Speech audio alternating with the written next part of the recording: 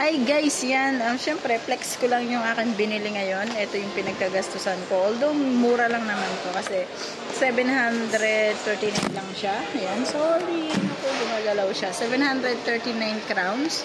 So, siguro kung sa Pinas, siguro mga nasa 1.8 to. I-times nyo na lang 739 crowns to 2.72 para makuha nyo yung value niya sa Philippine peso. So, ito.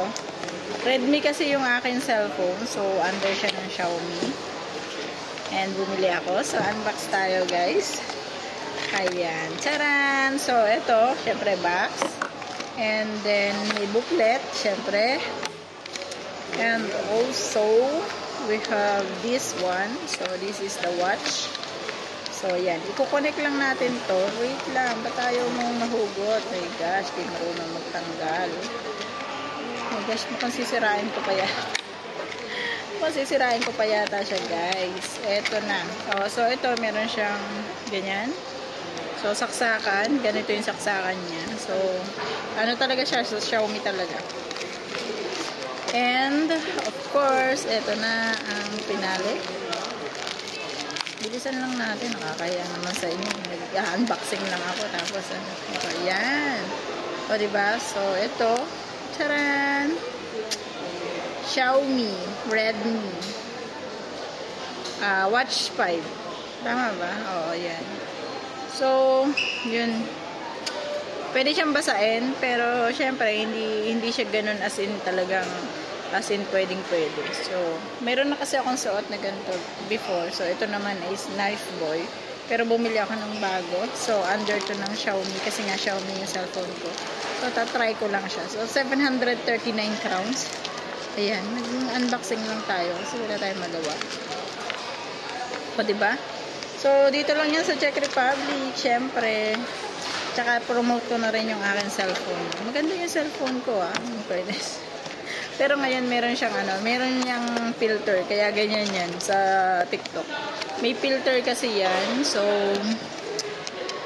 pero kahit wala siyang filter, maganda siya, para siyang DSLR. So ang kanyang is Redmi Note 13 Pro Plus 5G. So nung bagong labas kasi yon, Note 13 Pro Plus 5G, saka ko siya binili. So mga worth dito kasi is 13,000 crowns, siguro nasa 27 or 28,000 pesos din sa atin sa Pilipinas. So, hindi po ako fan ng iPhone kasi before iPhone na ako nung nasa Taiwan ako. So, nagkaroon ng problem yung iPhone ko kaya hindi na ako fan ng iPhone ngayon. So, hinahanap ko ngayon is yung mga Android pero maganda yung mga camera kasi nga more on vlogging ako, more on ganito, nagsalita sa camera kaya hinahanap ko talaga yung magandang camera. And for me, kung meron kang budget na hindi ka naman talaga, yun kung maganda rin, ayaw mo, kung gusto mo yung parang mukhang Samsung yung kanyang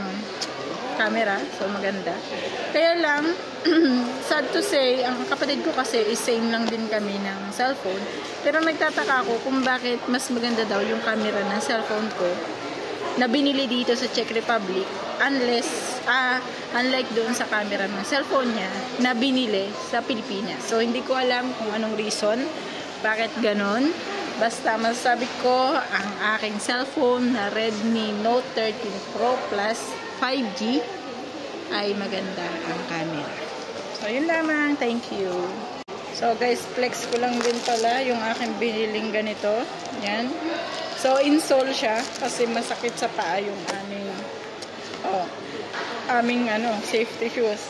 So, syempre, kapag nandito ka sa Czech Republic, more on lakad-lakad ka talaga, as in lakad-lakad. So, bumili din ako ng medyas. So, ito po ay nasa, magkano ba to? 124 crowns. Ito. So, 124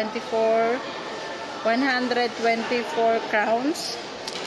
And ito, insole din siya, pero yung pangtaas lang. So, ito naman ay, basta itong tatlo na to, yung binili ko na to, is 411 crowns pa. Yan, yung tatlo na yan. So, priority ko po yung paa ko kasi pag tumatanda na tayo, masakit na yung paabo sa kakalakad. So, syempre, nung nasa Taiwan tayo, microscope lang tayo. Pero pagdating sa Japan kasi, warehouse ako sa Japan, And pagdating naman dito sa Czech Republic is sa ano naman din kami. So, lakad din kami ng lakad. So, maghapon. Para ka ring warehouse. Pero hindi kami warehouse. Automotive kami. Yun. Masakit siya sa paa. So, itatry kong bumili na ako ng ganito before. Kaya lang mabilis siyang nag-yupe. So, nagtry ulit ako ng bago ngayon.